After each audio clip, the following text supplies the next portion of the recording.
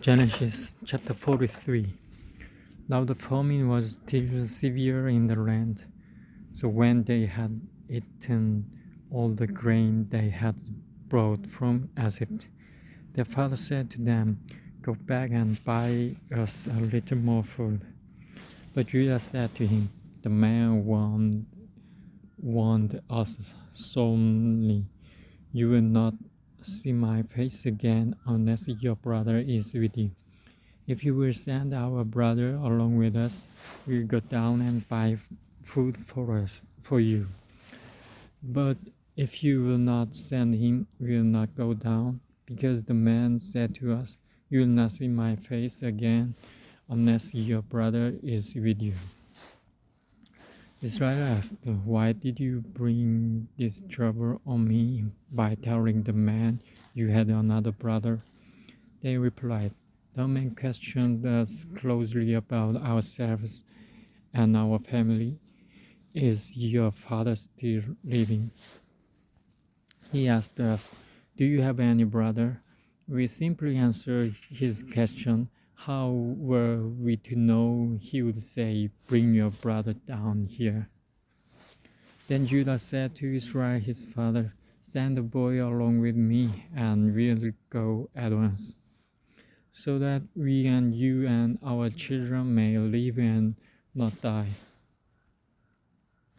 I myself will guarantee his safety. You can hold me personally responsible for him. If I do not bring him back to you and set him here before you, I will bear the blame before you all my life. As it is, if we had not delayed, we could have gone and returned twice." Then their father Israel said to them, "If it must be, then do this. Put some of the best products of the land in your bags and take them down to the man as a gift: a little balm and a little honey, some spices and myrrh, some pistachio nuts and almonds.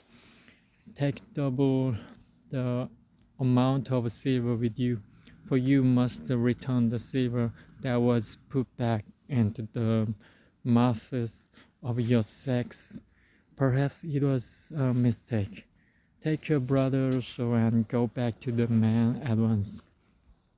And may God Almighty grant you mercy before the man, so that he will let your other brother and Benjamin come back with you.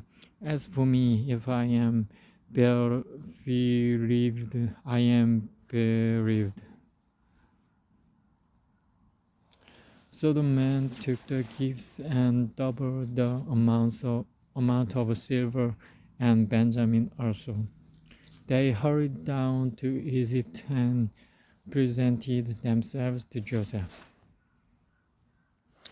When Joseph saw Benjamin with them, he said to the steward of his house, "Take these men to my house, slaughter an animal, and prepare dinner. They are to eat with me at noon." The man did as Joseph told him and took the men to Joseph's house. Now the men were frightened when they were taken to his house. They thought, "We were brought here because of the silver that was put back into our sacks the first time. He wants to attack us and overpower us and seize us as slaves and take our donkeys." So they went up to Joseph's steward, and spoke to him at the entrance to the house. "Please, sir," they said, "we came down here the first time to buy food. But at the place where we stopped for the night, we opened our sacks, and each of us found his silver the exact weight in the mouth of his sack, so we have brought it back with us. We have also brought additional silver with us to buy food. We don't know who put our silver in our sacks."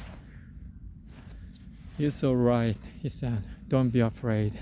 Your God, the God of your father, has given you treasure in your sacks. I received your silver." Then he brought Simon out to them.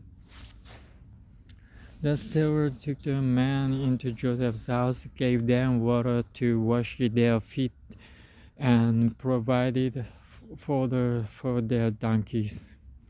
They prepared their gifts for Joseph's arrival at noon because they had heard that they were to eat there. When Joseph came home, they presented to him the gifts they had brought into the house, and they bowed down before him to the ground. He asked them how they were, and then he said, "How is your aged father you told me about? Is he still living?" They replied, "Your servant our father is still alive and well," and they bowed low to pay him honor. As he looked about saw his brother Benjamin, his own mother's son, he asked, "Is this your youngest brother, the one you told me about?" And he said, "God be gracious to you, my son." Deeply moved at the sight of his brother, Joseph hurried out and looked for a place to weep. He went into his private room and wept there. After he had washed his face, he came out and, controlling himself, said, "Serve the food." They served him by himself, the brothers by themselves, and the Egyptians who ate with him by themselves, because the Egyptians could not eat with the Hebrew, for that is detestable to Egyptians. The men had been seated before him in the order of their ages, from the firstborn to the youngest, and they looked at each other in astonishment. When portions were served to them from Joseph's table, Benjamin's portion was 5 times as much as anyone else's, so they feasted and drank freely with him.